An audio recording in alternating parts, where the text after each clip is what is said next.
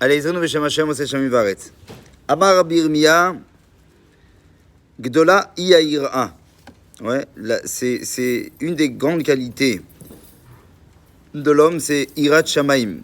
Il dit Shlomo HaMelech, c'est intéressant, il dit comme ça. Il a fait 2 livres, Shlomo HaMelech, parmi 2 œuvres que Shlomo HaMelech, il en a fait plein des œuvres, Shlomo HaMelech, mais parmi 2 qui sont très très réputées, très reconnues, se rapportent essentiellement sur quoi? Sur la Irat Shamaim qu'un homme doit avoir. Et il dit, dans le Sefer Mishlei, le livre des proverbes, ok? Il y a les livres de l'Ecclésiaste, on a parlé hier, rappelez-vous, et le livre aussi des proverbes. Le livre des proverbes finit sur quoi? Sur un texte dont Philippe d'ailleurs connaît très très bien, c'est Eshet Raïl, d'accord? La femme vertueuse. Et j'ai pas dit quel Philippe après, j'ai dit Philippe. Et l'Ikra Tassof Machiz, et il y a marqué là-bas, Sheker Achen Vehevel Ayofi. Mensonge et la grâce. Mensonge et la grâce, vanité et la beauté. Isha, Irat Hashem, seule une femme qui est empreinte d'une crainte de Dieu, Yititalal, elle est digne de louange. Exactement. Et sans faire aucune digression, vous serez d'accord avec moi aujourd'hui, ouais, que Sheker Achen Vehevel Ayofi, seule véritablement, Irat Hashem, une femme qui a vraiment Irat Shamaim, Yititalal, elle est bémet digne de louange. D'accord? Et il dit, à la fin, il y a marqué quoi? Le Sefer Kohelet, pardonnez-moi. Ça, c'était la fin de Mishlei. La fin de l'Ecclésiaste, lui, finit en disant Sauf davar à kol nishma. À la fin de toute chose, c'est que tout sera entendu. À kol nishma. Et il y a marqué là-bas Et Elohim ira. Ouais. Un homme doit craindre Dieu. Arrête de te cacher derrière des poteaux, des murs, ça machin. Sauf davar à kol nishma. Tout est entendu. Ne te crois pas, ne te cache pas. Et ta Elohim ira, tu dois craindre Dieu. C'est pas les hommes que tu dois craindre, c'est Dieu que tu dois craindre. Vet mitzvotav shemor kizeh kol adam. Respecte ses préceptes, car ainsi va l'homme. Qu'est-ce que veut dire? Maintenant, du coup, on voit que Shlomo HaMelech, il a décidé de signer quelque part ces 2 œuvres complètement grandioses et extraordinaires avec la qualité de la Yirat Shamayim. Autant comprendre un petit peu qu'est-ce que veut dire Yirat Shamayim. Et ici, ils disent Chassidim arishonim hayu omrim sheyirat shamayim hi lo liro me'adam. En fait, d'abord, la première des choses basiques, d'abord, si on peut parler un petit peu de la notion de la crainte de Dieu, c'est de comprendre d'abord d'avoir peur de Dieu. Crainte de Dieu. Ce qui veut dire, n'aie pas peur des hommes, mais aie peur de Dieu. Yirat shamayim lo liro me'adam. D'abord, ne pas craindre les hommes. Mais à rayon marshava, soulat machem levado. C'est-à-dire qu'on s'inquiète très souvent. Qu'est-ce que l'autre va me dire? Qu'est-ce qu'il va me faire? Qu'est-ce que je risque de ça machin? Et on s'inquiète trop peu, malheureusement, de ce que finalement le grand des grands des patrons, qui lui est en mesure réellement de faire. Donc on ne se préoccupe pas de ce que Dieu véritablement risque de nous faire, mais on se préoccupe essentiellement de ce que les hommes risquent de nous dire ou de nous déranger. Il dit, Batsadikim Gdolim,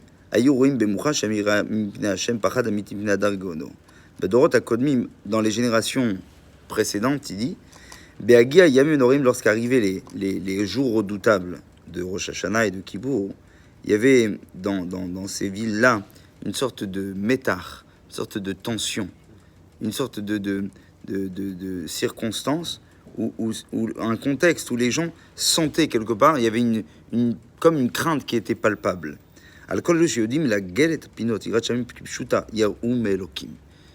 Ils savaient une chose à l'époque, c'était quoi? C'était craindre Dieu. Et on le sait, à notre niveau, on n'a pas besoin de regarder des livres. Nos parents et nos grands-parents, c'était des gens qui étaient peut-être moins pratiquants que ce que nous-mêmes, on l'est. Mais ils étaient ô combien bien plus croyants que nous. D'accord? Ils vivaient moins avec leurs 3 prières, avec leur Gemara, avec leur Chidushim, avec leur Shiurim. Certes, mais ils vivaient avec beaucoup plus de crainte de Dieu. En fait, si Shlomo HaMelech a décidé de signer ces 2 œuvres avec la Yirat Shamayim, il dit, c'est parce que ça en devient quelque part finalement une sorte de thématique qui est purement vitale pour l'être humain. Et il dit, Mifgash, il marié ou achad asiyutim anorem sheachol lavot. Il dit, pour essayer de comprendre ça, et il dit, imaginez-vous rencontrer un lion. Il dit, c'est peut-être l'une des siyutim, des épreuves, une des choses qui peut être terrible dans la vie d'un être humain. Sheachol lavot adam bimechaya, adam tsoed bachov. Imaginez-vous, le gars, il est en train de marcher dans la rue, et il essaye d'aller tout simplement à sa destination, et voilà que, de façon plus que surprenante, ok, il voit il voit une sorte d'image qui court à sa rencontre. Trilo Batour, au début, il se dit, mais ça doit être c'est une blague, c'est une caméra cachée, ou en fait c'est un déguisement. Mais plus cette image, elle se rapproche de lui, plus il est en mesure de voir. Et à Zanav, Amalchouti, Amidnoded, il voit la queue du lion qui est en train de se balader. Et à Nechirim, il commence à voir les narines, il voit la fumée qui sort. Il voit réellement un animal, c'est plus un jeu. Veuratz, Arrouz, Amok, Metapes, Amchoniot. Le gars, qu'est-ce qu'il fait? Il commence à courir de partout. Il attrape une voiture, il monte sur le toit. Dorech al-Srouchiot, Arié. Il a peur. Il voit un lion. Arié Bal Shinaim, avec de vraies dents. Il dit, c'est dur, non? Il dit, qu'est-ce que ça et faut la vin shoto adam mouchan le shalem kesef tmurat mifgash im arié. Lo ari meulaf, el argi amiti. Vous lokeach ito afilu et yelav aktem kedel vuzi. Alors, si c'est comme ça, comment c'est possible qu'aujourd'hui, on voit des gens qui sont prêts à payer, pour aller dans des endroits qu'on appelle ça un cirque, pour faire la rencontre avec ce genre d'animal, un lion. Donc d'un côté, on en aurait très très peur, d'un autre côté, on veut absolument s'en rapprocher. Et on va payer une place à nos enfants, et on va acheter les pop-corn pour regarder cet animal qui risquerait de nous tuer dans un autre contexte, et de se rapprocher encore plus de lui. Qu'est-ce que ça veut dire? On va au safari, on va voir les lions de près, on va essayer de les voir. Et il dit que et plus il rapproche dans le safari, il se rapproche des lions, et plus il va être excité, ça va l'amener à une sorte de... Mais au ces autres, qu'est-ce qui fait une chose pareille, que l'être humain il est aussi excité par cela? Pourquoi il va au zoo avec ses enfants, et il veut se rapprocher au plus de cet animal auquel il avait autrefois très très peur? La seule différence qu'il y a entre le cirque, le zoo, et le contexte où le gars se fait attaquer par un lion, c'est une chose. C'est quoi? C'est la grille, tout simplement. Il y a une grille. Il y a une séparation et là, il n'y a pas de séparation. Quand il n'y a pas de séparation, là, il ne fait pas le malin. Quand il y a la séparation, il se fait des petits selfies. Et il dit, comme Vanam Khitsa, et il dit comme ça, Ze mafrid aval kshuaya began achayot achane akaro valeya rachok. Il dit, on peut se sentir très très très proche d'un lion, mais en même temps très très très très très très éloigné. On peut être aussi très éloigné de lui. Nous, on va se dire, je suis à côté, je fréquente la synagogue, je mets les tefilines, je fais des tzedaka, j'étudie la Torah, tout ça, machin, mais en fait, quelque part, tu as mis une mechitza. Tu as mis une telle mechitza que tu peux être tellement proche de Dieu que tu crois que tu es proche. En fait, tu as mis une barrière entre toi et lui. Et il te dit, c'est bidiuk si pourra chez les Gratchamim. C'est ça exactement les Gratchamim. Plus un homme se rapproche de Dieu, et plus il est censé avoir cette crainte-là.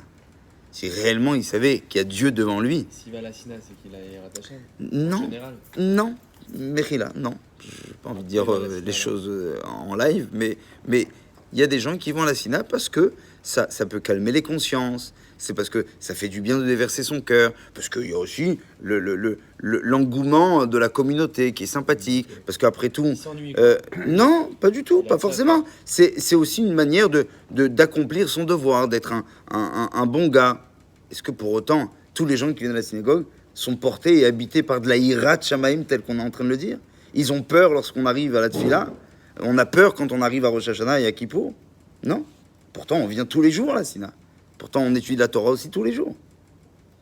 Et il dit Qu'Adam, shekol avayeto mugbelet, unifa megalut abore shaya, ve'ove ve'ye ve'en lo guf ve'achre kichlot hakol levado imloch norav, ou eno rotze mechitzot. Ve'lachen ou afufira. Quelqu'un qui a l'air de c'est qui? C'est quelqu'un qui met aucune mechitza. Il met pas de séparation entre le lion et lui-même.